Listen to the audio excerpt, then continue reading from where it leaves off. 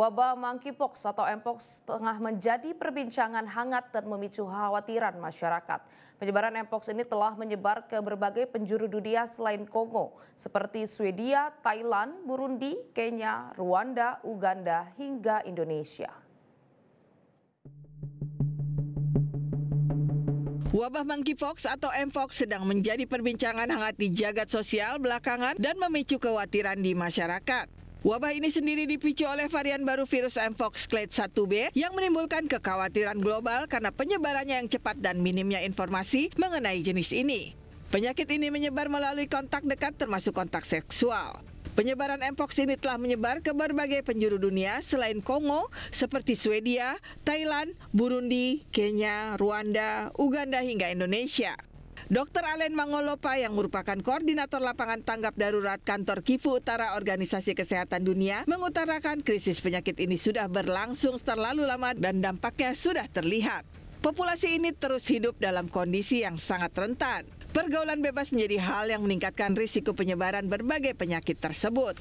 Cette crise a trop duré et l'impact il est visible au vu des besoins qui sont plus nombreux que la réponse.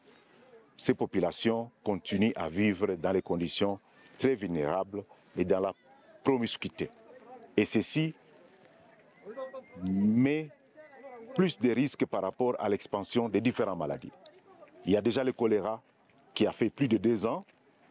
Maintenant, nous avons l'impox, on a la rougeole, on a aussi d'autres épidémies autour de nous pour lesquelles nous sommes en train de travailler. Plus pire encore, il y a les aspects des afflux de blessés et des bombes qui tombent par endroits dans les sites de déplacés, ce qui met la situation beaucoup plus critique dans la gestion de la réponse. Donc pour l'OMS, on encourage les aspects de la réponse, l'intégration de la réponse pendant cette période et essayer de mutualiser les ressources pour apporter plus de réponses. Mais en plus, l'action le plus important, c'est aller vers la résilience du système de santé.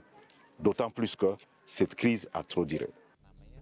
Sementara itu, Menteri Kesehatan Budi Gunadi Sadikin membeberkan sepanjang tahun 2024 ditemukan 14 kasus positif cacar monyet atau mpox di Indonesia. Penularan mpox disebut mirip dengan HIV/AIDS. Menkes menyatakan kasus positif mpox ditemukan di Pulau Jawa dan Kepulauan Riau. Jenisnya adalah varian 2B dengan gejala lebih ringan dibandingkan varian baru 1B. Menurut Menkes, penularan mpox mirip dengan HIV/AIDS umumnya di kelompok-kelompok tertentu dan terjadi karena kontak fisik. Total ada 88 kasus positif mpox di Indonesia sejak 2022. Seluruhnya berhasil disembuhkan.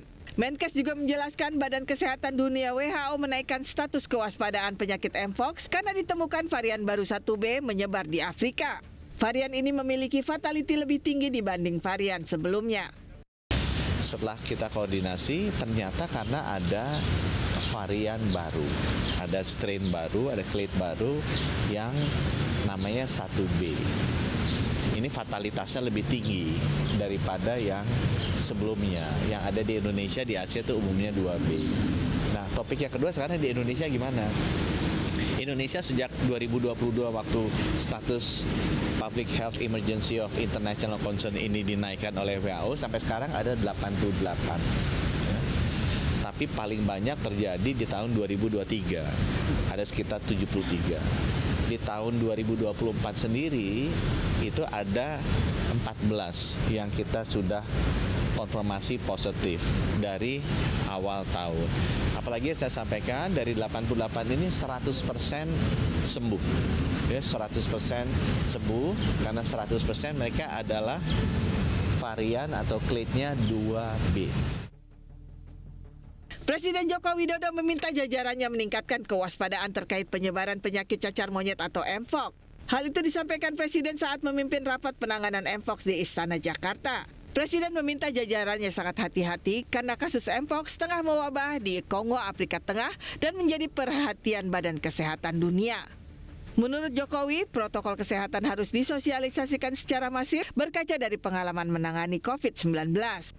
Jokowi juga meminta upaya preventif dalam pelaksanaan Indonesia Afrika Forum di Bali 1 hingga 3 September mendatang. Ada 51 negara yang diundang, sebanyak 22 diantaranya berasal dari kawasan Afrika. Presiden meminta Kementerian Kesehatan memperketat pengawasan di pintu masuk kedatangan internasional. Kendati terlihat cukup mengkhawatirkan, Badan Kesehatan Dunia atau WHO menegaskan bahwa wabah tersebut bisa dihentikan. WHO menyampaikan dibutuhkan sekitar 135 juta US dollar atau sekitar 2 triliun rupiah untuk mengatasi penyebarannya. WHO sendiri membuat rencana kesiapsiagaan dan respon strategis WHO mencakup periode dari September 2024 hingga Februari 2025. Tim Liputan Metro TV. Jelajahi cara baru mendapatkan informasi. Download Metro TV Extend sekarang.